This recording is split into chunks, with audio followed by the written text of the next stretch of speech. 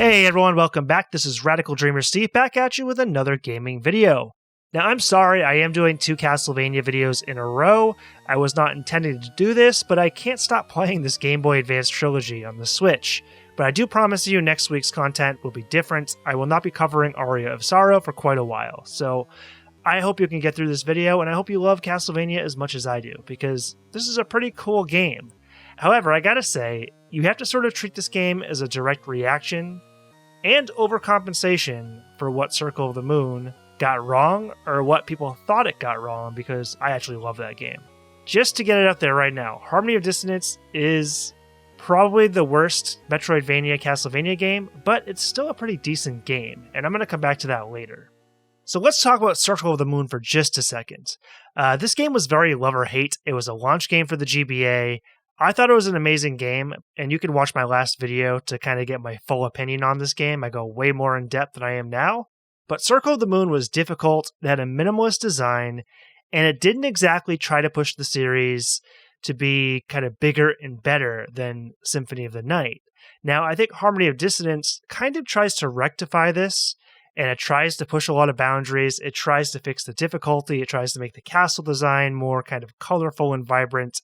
And it works to some extent, but it also overcompensates more than not. And that's going to be the major theme today, is that this game usually overshoots what it was originally intending to do.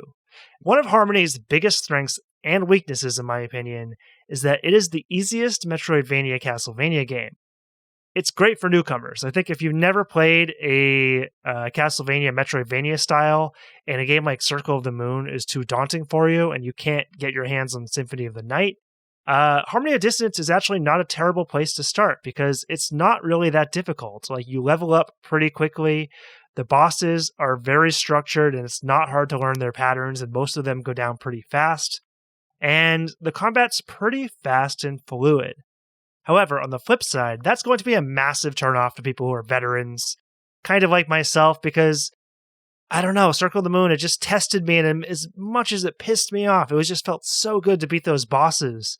And then here's Harmony of Dissonance, and I'm like, oh, the boss has like 2 attacks, and I know exactly what they are. It's just very repetitive, redundant, and there's really nothing to most of the bosses. There's only maybe 1 or 2 boss fights, one of them being the last boss fight in the game, that actually challenged me. So the difficulty is a mixed bag, good for beginners, not so great for other people that want the classic Castlevania challenge. All right, moving on to exploration. Whereas Circle of the Moon really simplified things, and I really liked the castle and how easy it was to get around. It had pretty good portals. It wasn't too big. Harmony of Dissonance goes absolutely nuts. There's a Castle A and a Castle B, which have pretty much the same exact rooms. However, the rooms have kind of nuanced variations with them. Like, one room might have a different item, one might have a switch that changes something in the other castle. And so for most of the game, you're kind of bouncing between these 2 castles. You have to explore both of the castles almost 100% to actually beat the game. Now, this might sound cool on paper, but there's so much backtracking, and the portals, you know those cool portals where you can just kind of move around the castle freely, willy-nilly, and kind of get to the area where you want? Well, you're not doing that here. The portals basically take you between castles. So if you want to get to like the left side of Castle A, and you're like way on the right side of Castle B, you're going to have to go all the way to the left side of Castle B and find a portal to Castle A.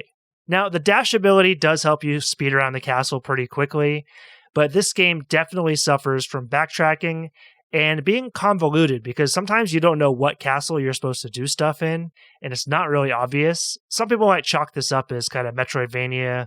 You have to explore for yourself. That's part of the fun. But it is kind of tedious being like, oh, there's like some random area of Castle A I have to get to before I can advance in Castle B, but I don't know that, and I'm wandering around Castle B right now. It can be pretty frustrating. All right, moving on. The absolute nadir of Harmony of Dissonance. The friggin' music. It's atrocious. It is absolutely atrocious. I have no other way to say it. Like, there's like 1 or 2 tracks, one of them being the very first area of the game, that are not terrible. Like, they're okay. But the pitch in it, it has a really scratchy sound. They're not very melodic, and they kind of gave me a headache. Like, there's a couple times where I played this game for like 2 hours, and I actually felt in a worse mood after playing just because of how grating the music was.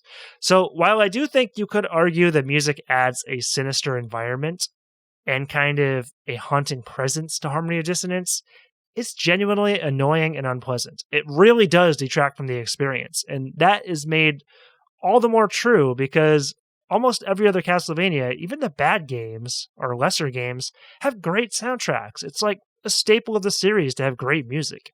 It's like playing a Final Fantasy game that has like no kind of magic. Like, I don't know, that's a terrible analogy, but I don't know. I made myself listen to it. I felt like I had to like kind of immerse myself. I like to listen to video game music when I'm playing, but honestly, if it bothers you more than it did me, and it bothered me, I would recommend just putting it on your favorite album, or hell, just put it on like the friggin' Symphony of the Night soundtrack and just pretend that that's the music.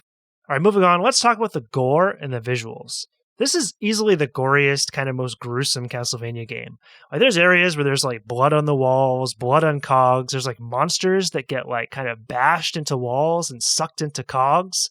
And there's just like this general sense of creepiness and discomfort that actually I don't think like any other Castlevania game I've ever played has really been able to generate as much as Harmony of Dissonance. And actually, I'm going to give this game props for that because it generally seems more sinister than most other games in the series, between the creepy music that's annoying and the all the kind of gore and blood and like horror elements of this castle. On the flip side, there's like all these crazy, jarring, psychedelic colors, and it's very hit or miss to me. Some people are going to love it, some will hate it. I found some areas of the castle to be really cool, like the skeleton cave area where like the walls and stuff are made of bones. Like, that was very creative. But there was definitely some backgrounds where, I don't know, the clouds were moving super fast, and it was clearly kind of like using like some Mode 7 technology or something, and it just didn't really look that good. So very much overcompensation here. Like the gore, don't think they quite needed to put as much psychedelic creepiness into it. I think the castle could have been a little bit toned down. All right, moving on to the movement. This is another area where I'm kind of like, WTF. Like, what were they thinking with like the sluggish jumping, and like, what the hell is that blue aura around Juiced? Like, you jump around, you have this blue aura thing. It's kind of like a shadow that follows you. I guess they thought it'd be cool. It's not really cool, but like, I don't know. Maybe some people like it. But the problem I had was that when you jump, it's like really floaty. It's almost like there's like low gravity or something. And I kept like jumping into enemies. It happened like so much. Luckily, like the game's not very challenging. Like a Circle of the Moon had this problem. I don't think it'd even be playable. But like there's so many times where I try to do like a jump attack towards an enemy and you just kind of float and run right into it. But what I will say on the flip side is that the dashing makes the combat pretty fun. And the dashing is actually like the way to move around the castle. You can also moonwalk if you want to dash backwards, which I don't know. It's amusing. It doesn't add any kind of tangible benefit or detract from the game, but yeah, you can moonwalk all over the castle if you want. All right, next up is pickups. Whereas Circle of the Moon only had occasional HP, magic, and heart pickups, which I think some people found to be kind of boring and kind of lacking, Harmony of Dissonance is littered with pickups. I mean, you're going to be constantly getting new pickups, stat boosts like HP and hearts, equipment like new gloves and the tunics and all that good stuff, and even decorations for your very own room in the castle. Yeah, I have absolutely no idea what's up with that. You can pick up like gramophones and chairs and tables, and if you go back to one specific room in the castle, they're all set up, but it doesn't seem to serve any purpose. It might, though. I don't know. I might not have figured it out. Maybe I just didn't collect enough stuff for my room. But that was a very bizarre take on a Castlevania idea. Overall, I think that actually I'm going to give Harmony of Dissonance the win over Circle of the Moon here. I think that having all the equipment pickups was really nice, though the decorations for the room probably could have been left out of the game. All right, guys, I don't have as much to say on Harmony as I do Circle of the Moon. I didn't have as an intensive an experience with it. I think overall the idea that it really reacts and overcompensates, and overcompensation is something that actually happens quite a bit in the video game world because there's a lot of sequels. It's not like movies where the sequels are usually just crappy kind of iterations of the first game. Like, sequels in video games can often really drastically improve things.